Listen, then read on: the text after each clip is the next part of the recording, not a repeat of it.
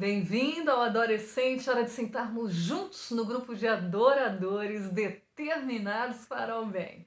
E nós continuamos nosso estudo da Palavra de Deus e vamos dessa vez para Lucas. Saímos de Mateus, capítulo 6 e 7, a gente volta na sexta-feira para Mateus, tá?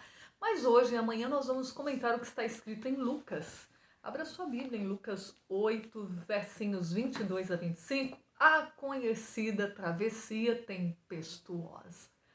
Tá lá, gente, depois de Jesus passar um dia curando as pessoas, trabalhando em prol do próximo, enfrentando aqueles homens que o atacavam, né, com debates, tentando pegar Jesus em erro para poder matá-lo, né? Acabar com ele, a inveja, coisa terrível, né, gente? E assim eles ficavam fazendo com que Jesus se cansasse. Cansa, né? Você sabe que quando eu estava lendo o assunto dessa semana e até comentei a respeito da ansiedade, diz que o inimigo de Deus faz com que fiquemos ansiosos para que tire as nossas energias vitais. E a ansiedade faz isso e também lutar, né? Debater contra o mal, ele tenta sugar nossas forças. E não é fácil, exige raciocínio, exige concentração, exige atenção, exige vigiar sempre. Né? Agora, olha só, Deus torna a nossa vida suave, torna a nossa vida leve, se a gente se ligar nele, grudar nele, né? Falar assim, ó, Senhor, eu sozinho não dá certo. Sabe por quê? Porque olha só, o exemplo disso é essa travessia que a gente comenta, que é a leitura dos versinhos 22 até o 25 do capítulo 7 de Lucas. Depois de Jesus então ter falado, a multidão cansado, esgotado, né, com os debates, com todas as coisas, ele dorme profundamente naquele barco.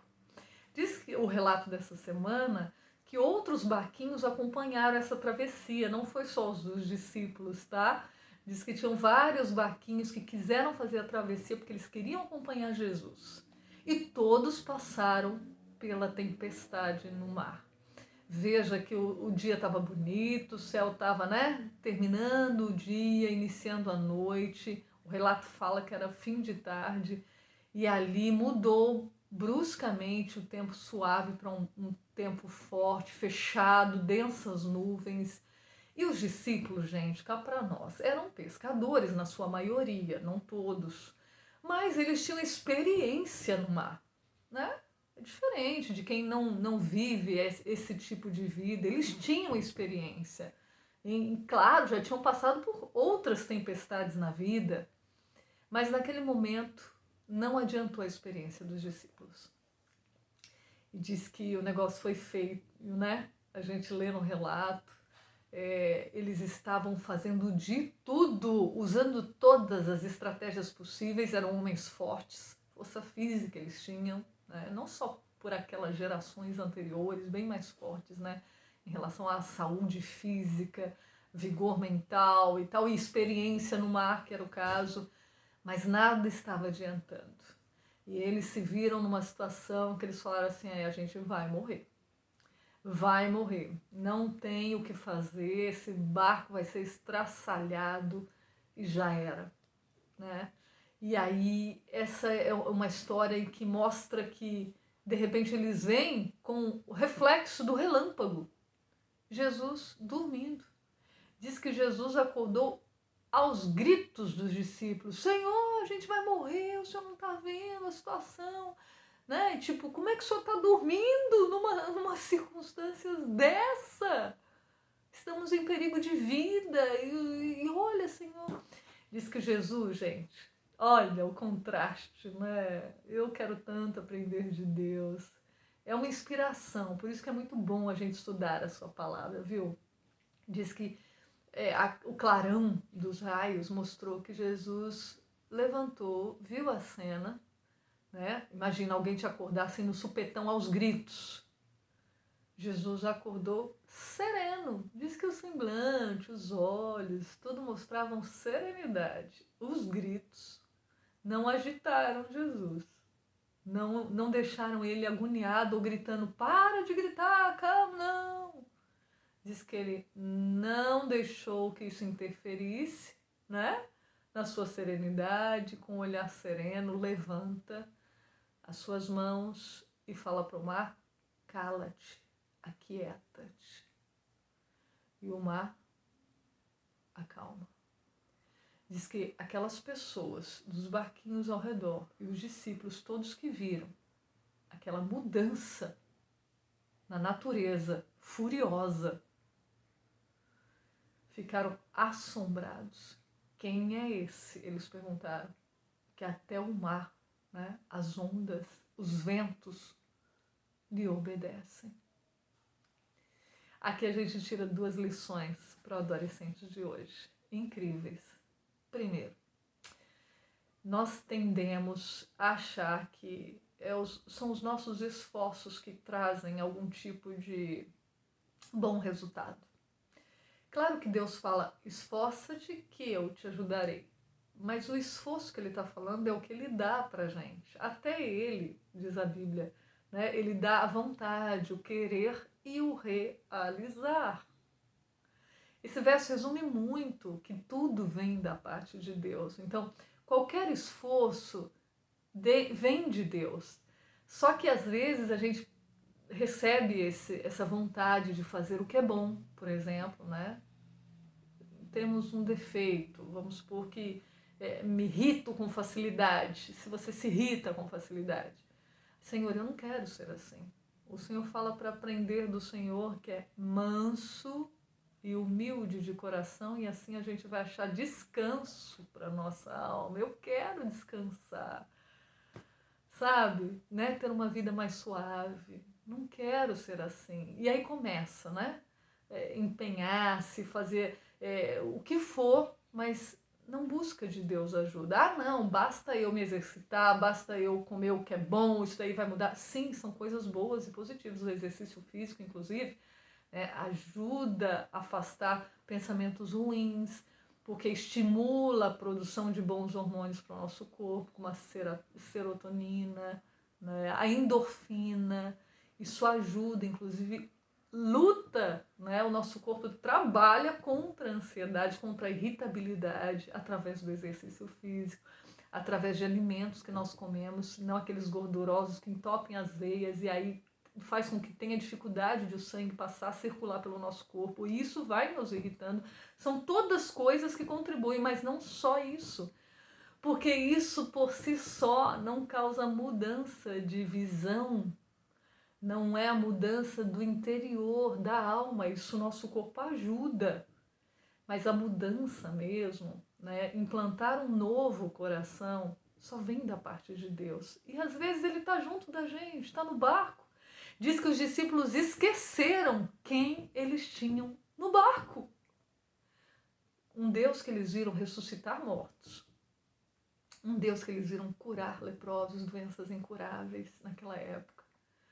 Um Deus que eles viram coisas extraordinárias e lutavam com suas próprias forças. E aí eu fiquei pensando, Senhor, como nós somos tolos, né? Como que a gente, em vez de estar ajoelhando mais, orando mais, buscando mais a Deus, Senhor, eu quero mudar. Mas eu não consigo, porque a hora que vem um problema eu já reajo com raiva. Eu já reajo, olha só, eu tô te pedindo, mas na hora do problema mesmo, ai, a minha vontade é de pegar aquela pessoa. Eu tô dando um exemplo da ira, tá? Você entendeu, né? Mas Deus fala assim, ó, não desiste não. A questão é, o seu esforço não deve ser em mudar. E aí que a gente erra. O seu esforço deve ser para entregar para mim o seu defeito, o seu problema. Porque a gente quer fazer sozinho, mesmo que Deus dê a força para a gente mudar, aí a gente fala, não, agora eu vou conseguir, eu sou demais, eu que mando, como assim, não vai me dominar? Daqui a pouquinho, tá fazendo tudo de novo. Deus deseja que a gente se esforce para confiar nele. O esforço não deve ser de mudança, deve ser entrega para Deus. O esforço deve ser entregar nossos defeitos para ele. E aí sim, ele opera mudanças. Eu vou ler aqui um trechinho, diz que assim, ó. Absorvidos nos esforços de se salvar, os discípulos esqueceram a presença de Jesus ali no barco, como eu mencionei. Olha só, quando Jesus falou isso, né, e eles pediram ajuda, aqui o texto compara a nossa vida no dia a dia. Tempestades das tentações se levantam e fuzilam os terríveis relâmpagos e as ondas se avolumam sobre a nossa cabeça. Nós temos que lembrar neste momento que acontecem as grandes tempestades na nossa vida e elas vêm. Estas tempestades devem exercitar em nós a fé viva no Redentor, para que Ele possa deixar sereno o mar da vida. Ele nos guardará do perigo pela maneira que sabe ser a melhor. As paixões dominantes do coração, poder algum pode sujeitar. Somos aí tão impotentes quanto os discípulos para acalmar a esbravejante tempestade. Viu só?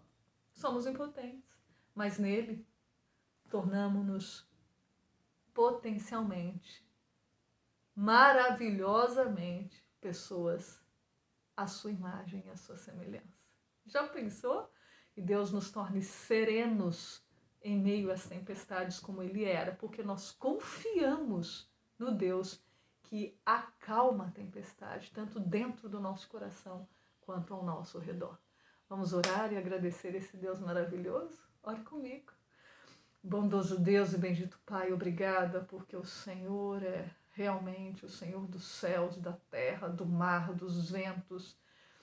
O Senhor nos acalma por dentro e também acalma tempestades externas que não vemos soluções, mas o Senhor dá o direcionamento se a gente se entregar, se a gente buscar ao Senhor que está tão perto de nós, que a gente não se esqueça de Ti, que a gente não tente sozinho. Me perdoe às vezes que tentei sozinha remar, resolver, buscar seres humanos, quando o Senhor é a nossa força, está à disposição para mudar a situação, para nos trazer a paz que deseja no nosso interior. Guarda-nos em seus braços, em meio às tempestades da vida, e que a gente reme confiando no Senhor como o nosso líder, como o nosso comandante, como o nosso guardador. É o que nós te pedimos e por tudo te agradecemos. Em nome de Jesus. Amém. Fica por aqui o Adolescente de hoje. Lembrando de compartilhar o amor de Deus para outras pessoas. Não se esqueça que juntos somos, hein? Adoradores determinados para o bem. Que assim seja. Até a próxima. Tchau, tchau.